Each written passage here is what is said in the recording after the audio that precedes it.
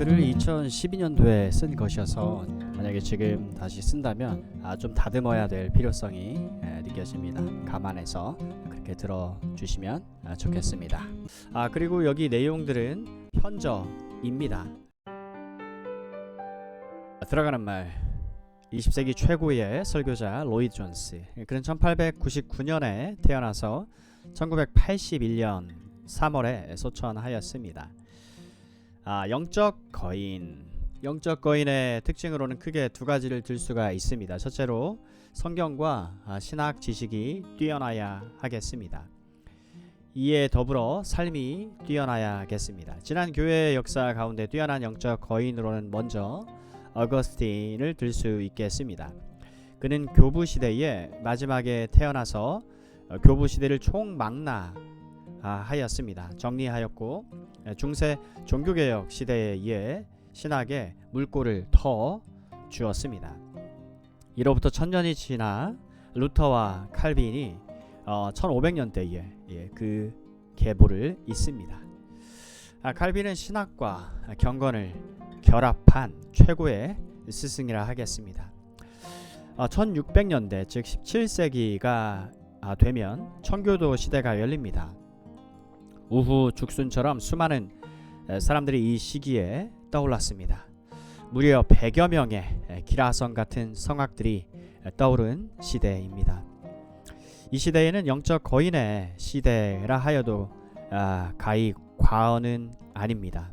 이들 중 군계 일학 같은 존재가 바로 존 오웬과 조나단 에드워즈라 하겠습니다. 특히 1700년대 즉 18세기 미국 조나단 에드워즈는 마틴 로이 존스의 영적 스승이기도 합니다. 로이 존스는 이 사람에게서 충격을 받고 일생 동안 닮으려고 했을 만큼 커다란 도전을 주었던 인물입니다. 청교도를 알프스에 칼빈을 히말라야에 비유한다면 에드워즈는 산 중의 산 에베레스트에 비유하고 싶다고 로이 존스가 말을 할 정도로 조나단 에드워즈는 확실히 큰 인물이었습니다. 또 다방면에서 탁월한 천재이기도 했습니다.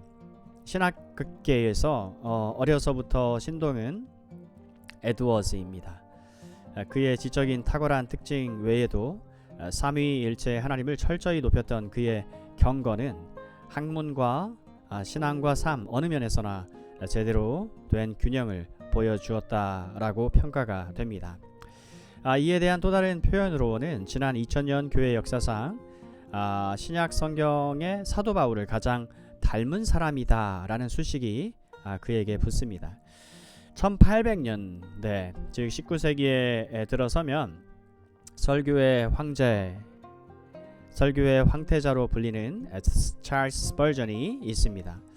그의 설교는 무려 2000편에 육박합니다. 역사상 누구도 비교할 수 없을 정도의 횟수입니다. 그의 설교만 다 읽어도 못 읽을 정도로 어마어마한 분량입니다. 당시에 한 주 설교가 행해지면 그 설교가 바로 인쇄가 되어 영어권 지역에 배포가 되었습니다. 그리고 그의 말이 되면 한 권의 책으로 묶여 나옵니다. 그렇게 그는 생전에 38년간 설교를 했습니다. 소천한 뒤에 30년 정도 줄곧 그의 책이 나왔습니다. 그런데 더욱 놀라운 것은 그의 설교 한 편 한 편이 걸작이라고 하는 사실입니다. 20세 때에 하나님을 아는 지식을 썼는데 이것을 패커가 인용을 하였습니다. 스펄전의 신학이 또 신앙 내용이 탁월한 한 예를 그의 나이 20세적 설교와 그가 죽을 때 행한 설교가 달라지지 않았다는 사실에서 찾아집니다. 다시 말해 그의 실력이 20대에 이미 완성이 되었습니다. 따라서 스펄전 설교를 읽고 소화해도 유익을 얻을 것입니다. 그는 위대한 천재이자 은혜가 깊은 사람이었습니다. 20세기에 로이 존스가 영적 거인의 마지막 계보를 잇습니다. 이 역시도 탁월한 강의 설교자였습니다. 지난 2000년 교회 역사 가운데 설교자로서 군계 일학 같은 사람이 스펄전과 더불어 바로 이 사람 로이드 존스라 하겠습니다. 이 둘을 간단히 비교하면 스펄전은 문학적입니다. 어휘력과 문장이 뛰어난데 만일 그가 소설가가 되었으면 톨스토이나 도스토예프스키가 되었을 것이라는 평가를 받을 정도로 문학적 면에서 뛰어났습니다. 한편 로이드 존스는 지적입니다. 그리고 논리적입니다. 그는 위대한 철학자가 될 수 있는 사고방식을 가지고 있습니다. 그의 설교는 논리적 지성을 목표로 합니다. 그는 이해를 촉구하고 그걸 통해서 사람을 변화시킵니다. 두 사람 모두 위대한 설교자라는 평가를 받습니다. 한마디로 연구 범위 설정. 근본 강의는 로이 존스를 스케치하는 정도에 그칩니다. 로이 존스는 한마디로 거인이기 때문에 그의 세상을 단 1시간 강의를 통해 파악한다는 것은 그야말로 빙산의 일각에 지나지 않는 일일 것입니다. 그의 사상이 깊고도 깊습니다. 풍부한 까닭에 그의 전모를 보여주기란 매우 어려운 일입니다. 다만 그에 대해 공부할 수 있도록 동기와 자극을 주는 데에 최선의 목표를 가진다 하겠습니다. 실로 로이 존스 한 사람만 평생 공부하고 깊이 파도 영적 성장에 커다란 도움을 거둘 것입니다. 우린 지금 한 사람의 생애와 사상 및 이를 통한 교훈을 얻고자 합니다. 그런 까닭은 그가 만나고 동행했고 평생을 섬겼던 하나님을 우리 또한 더 잘 알고 더 잘 섬기기 위해서입니다. 여러분, 하나님은 크신 분이기 때문에 우리 성도들이 평생을 다 쏟아부어 묵상을 하고 또 하나님 말씀을 연구한다 하여도 결코 다 헤아릴 수 없는 광대하신 분이십니다. 그런데 믿음의 선배들이 평생을 기도와 말씀 묵상으로 하나님과 교제하였습니다. 또 그분을 담대하게 증거했습니다. 또 하나님께 대한 바른 믿음과 참된 신앙으로 꾸준하게 하나님을 섬긴 것입니다. 이는 후배인 우리에게 있어 커다란 유익이 아닐 수 없습니다. 더욱이 우리는 앞선 믿음의 선배들이 연구한 내용들을 감사함으로 그대로 받아서 영적으로 큰 유익을 누릴 수 있습니다. 또 거기서 한 걸음 더 나아가서 연구와 묵상 및 기도를 통해서 우리 다음 세대에 도전을 주고 또 귀감이 된다면 이보다 더 귀한 일이 따로 없을 것입니다. 따라서 81년의 생애 동안 하나님을 충실히 섬기다 간 이 인물을 통해서 하나님을 더 잘 알고 그분을 잘 섬기고 또 하나님의 영광을 더욱 크게 바라보고 즐기고 그 영광에 사로잡혀서 우리의 남은 인생을 또 살아가기를 소원하여 이 강의를 준비케 되었습니다. 로이 존스의 생애, 설교자 마틴 로이 존스란 책의 요약본입니다. 마틴 로이 존스는 1899년 12월 20일 부친 헨리 로이 존스와 모친 막달렌 사이에 3남 가운데 둘째 아들로 출생했습니다. 19세기가 저물어가고 20세기가 시작되는 시점입니다. 그는 성품이 온유했고 동료들 사이에서도 인기가 좋았습니다. 반면 진지하고 심각한 성격의 소유자이기도 했습니다. 유년 시절에 그가 다니던 학교의 포웰 선생님은 마틴에게 가장 큰 영향을 준 사람입니다. 역사를 전공한 그는 어린 마틴에게 역사에 대한 관심을 가지게 했습니다. 찬송시에 대해서도 많은 관심을 가지게 했습니다. 특히 포웰은 로이 존스로 하여금 윌리엄 윌리엄스의 찬송시에 깊은 신앙 고백을 경험토록 그렇게 도와주었습니다. 16세 때 그는 부모님의 격려로 의학 공부를 결심했습니다. 성 바솔로메 부속 의학교에 입학을 합니다. 런던 대학교 의과 시험에는 탁월한 성적을 거둠으로써 웨일즈 신문에 이름이 실리기도 하였습니다. 그 후 의학 박사 학위를 받고 왕립의과대학 병원에 봉직하면서 토마스 호더경의 조교로 그렇게 일하게 되었습니다. 호더는 진단의 명수였습니다. 로이 존스는 그에게서 요점을 생각하는 것, 또 원리를 설명하는 것, 정확하게 사고하고 정확하게 표현하는 것 등 전문의적인 의료 행위의 요점들을 배웠습니다. 그는 내과 의사가 되려는 포부를 가지고 있었습니다만 자신의 이해에 무언가 보탬이 되는 설교에도 많은 관심을 가지고 있었습니다. 특히 스코틀랜드 출신의 존 휴튼의 설교는 그에게 커다란 감동을 주었습니다. 휴튼의 설교는 로이 존스에게 사람들의 삶을 변화시키는 하나님의 능력에 대해 깊은 감동을 주었습니다. 그 능력은 다름 아닌 죄에 대한 인식이었습니다. 로이 존스는 사람에게 무언가 근본적으로 잘못이 있다는 증거를 발견하고 커다란 충격을 받습니다. 그는 런던의 빈민가와 바돌롬의 병원에서 환자를 만날 때마다 그들에게서 보이는 병을 본 게 아니라 인간의 근본적인 원인인 이 죄를 발견하게 되었습니다. 자신의 스승인 호더경의 카드에 적혀있는 논평이 의학적인 것이 아니고 지식적인 문제도 아닌 영적인 문제였음을 깨닫게 되었습니다. 그리하여 1926년 27살 나이에 설교자의 길을 걷기로 결심을 합니다. 의학을 포기하기까지 그는 심한 갈등을 겪었습니다. 그가 선택한 의사직을 포기하는 것이 쉽지만은 않았습니다. 하지만 설교자로서의 삶은 하나님의 전적인 부르심이었습니다. 그는 이 부르심에 대해 다음과 같이 고백을 합니다. 내가 설교자로서 어떠한 권위를 가지든지 간에 그것은 내 편에서 결정한 어느 무엇의 결과도 아닙니다. 나를 붙잡으시고 나를 이끌어내시어 이 사역을 위하여 구별하신 것은 바로 하나님의 손이었습니다. 로이 존스는 교단 신학교에 들어가기 위해서 헬라어를 공부했습니다. 하지만 당시 신학이 지나치게 고등비평적이고 자유주의적이었습니다. 자신이 가진 복음적 신앙과 맞지 않았기 때문에 교단 신학교에 들어가지 않았습니다. 그는 동료 내과 의사 베산 필립스와 결혼을 하여서 그의 고향 남웨일스 아베라본에서 설교자의 길에 들어섭니다. 그의 첫 목회 시절 1927년부터 38년 사이 설교는 주로 전도 설교였습니다.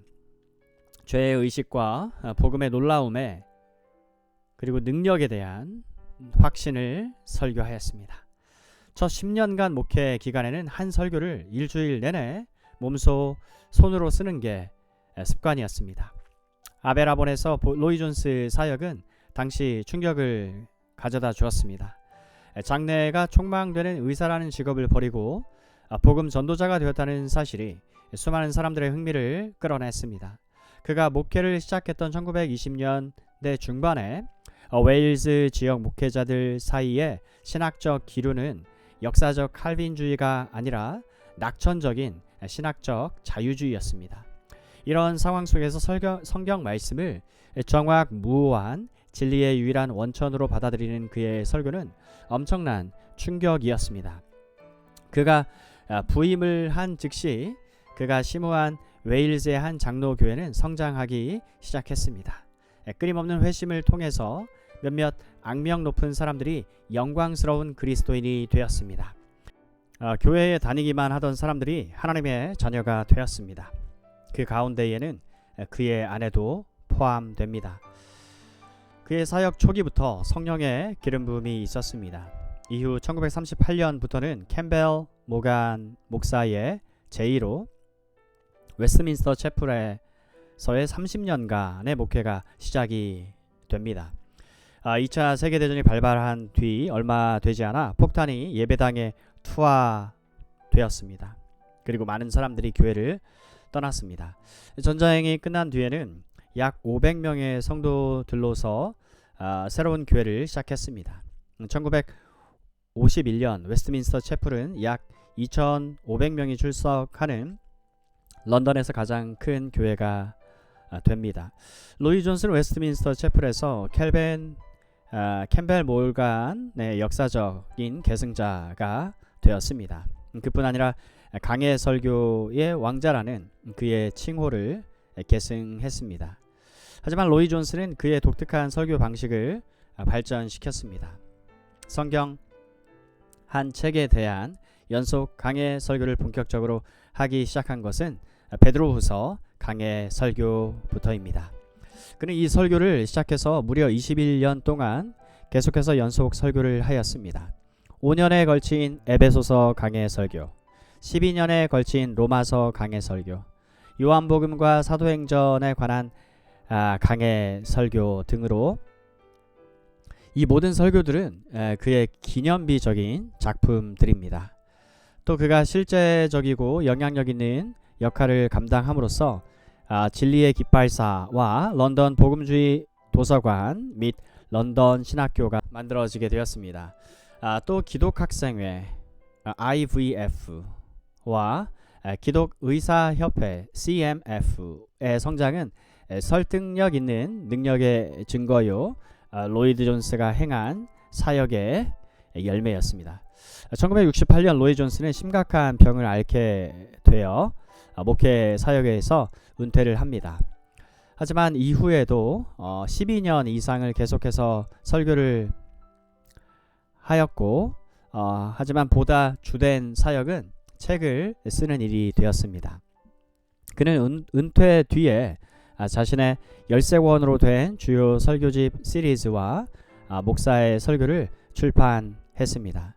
1981년 3월 1일 그는 설교자로서의 삶을 다하고 그의 달려갈 길을 마쳤습니다. 로이 존스의 사상적 배경. 마틴 로이 존스는 정식 신학 교육을 받지 않은 설교자라 하였죠. 하지만 그에게 설교자로서 가장 두드러지게 영향을 미친 몇몇 사건들과 인물들이 있습니다. 그를 형성시켜간 사상적 배경을 이해하는 것은 그의 설교를 이해하고 연구하는 데에 중요한 의미를 가집니다. 첫째로 신약 성경 바울 서신입니다. 사도 바울.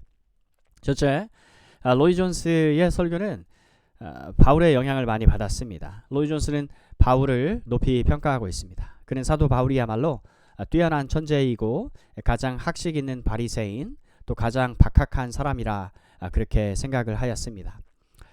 그는 바울의 영성과 지성과 삶을 본받으려 애썼습니다. 그의 설교 가운데에서도 바울의 가르침을 반영하려고 노력했습니다. 교육 방식도 바울 사도를 모방했으며 바울 서신의 가장 위대한 강해자 중 한 사람이 되었습니다. 둘째, 청교도입니다. 청교도의 영향. 로이 존스는 청교도의 영향을 많이 받았습니다. 그는 1971년 웨스트민스터 청교도 연구회에서 행한 청교도주의와 그 기원이라는 연설에서 다음과 같이 말했습니다. 저는 웨일즈 칼빈파 감리교회에서 자라났고 그들 역사에 흥미를 가지게 되었습니다. 1925년 우연히 리처드 백스터의 최신판 전기를 읽은 뒤부터 청교도와 청교도 저작에 대한 관심 및 호기심에 사로잡히게 되었습니다. 이제까지의 사역 전체가 이것에 의해 좌우되어 왔다고 솔직히 고백하는 바입니다. 중략. 그럼에도 불구하고 후에 이러한 관심을 더욱더 부추긴 것은 조나단 에드워스를 발견한 일이었습니다. 그분의 책을 읽으면 누구든지 그와 동일한 자료들을 다시 읽고 싶은 충동을 느끼지 않을 수 없을 것입니다. 제가 청교도주의에 관심을 가지게 된 것은 제가 볼 때에 어느 설교자라도 유용하게 활용할 수 있는 것 중 하나가 바로 청교도주의이기 때문입니다. 그 어느 것도 청교도주의처럼 참된 말씀 사역을 격려하는 것이 없기 때문입니다. 이 사람들은 이 방면에서 뛰어난 모범이었습니다. 셋째로 벤자민 워필드, 조지 휘필드, 조나단 에드워스입니다.